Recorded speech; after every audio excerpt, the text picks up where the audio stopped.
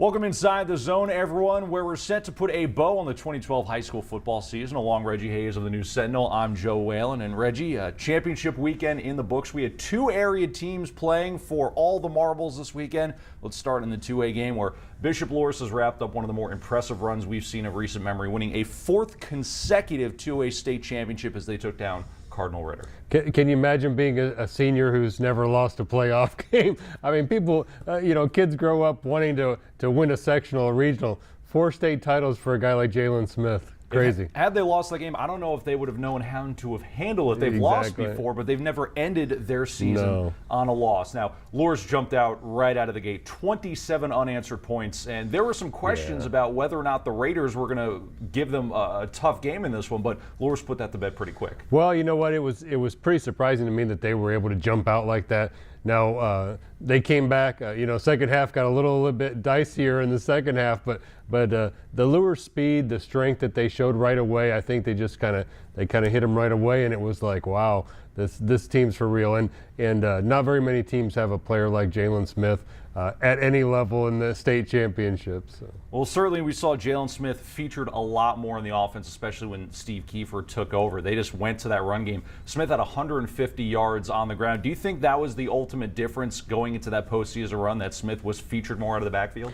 Well, I think that played a huge part because you've got a player of his caliber, a Notre Dame recruit that's able to do just about anything on the field. I thought, especially in that state game, whenever they got into a short yardage situation, 3rd or 4th down, give it to Smith. He was not gonna be denied when he hit the line of scrimmage, and I think he spent about everything in that game. You could see afterwards that he was pretty exhausted from the play that he had accomplished. Now, Cardinal Ritter came in averaging just over 51 points per game. Just talk about the job that Loras defense did, shutting them down initially. Jake Hagan got going afterwards, 4 total touchdowns, but Loras came out and kind of hit them in the mouth right out of the gate. Yeah, Hagan was an impressive player, wasn't he? I mean, he had all sorts of speed and was able to get.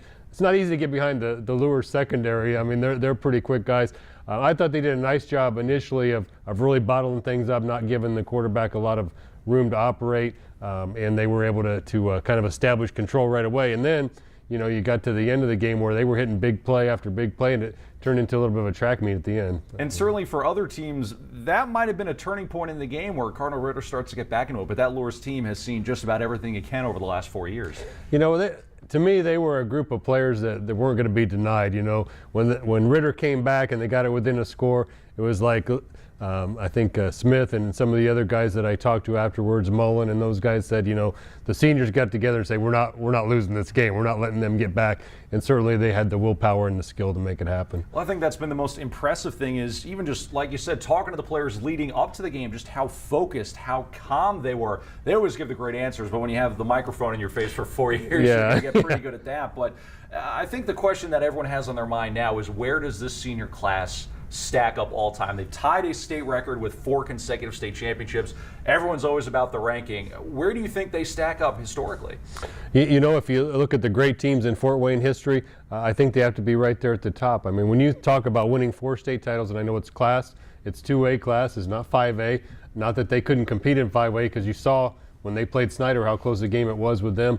But to win 4 in a row, I think just makes them a team that will go down in history of Fort Wayne as being just one of the great classes. And if Jalen goes on to great success at Notre Dame, he'll probably enhance that even more as it goes along. Well, certainly Jalen Smith going to be graduating. Mike Rogers is going to be graduating. That is a massively talented senior class, and also massive in terms of sheer numbers. Right. They lose a huge chunk of that core of the team. Plus, with the new IHSAA point system, they're moving up to 3A next year. How do you think they stack up in their first year of 3A? Well, I think not only moving up to 3A, but you're going to see a new coaching staff come in there probably. I mean, I talked with Steve Kiefer, and he was willing to step in there and right the ship and get things going.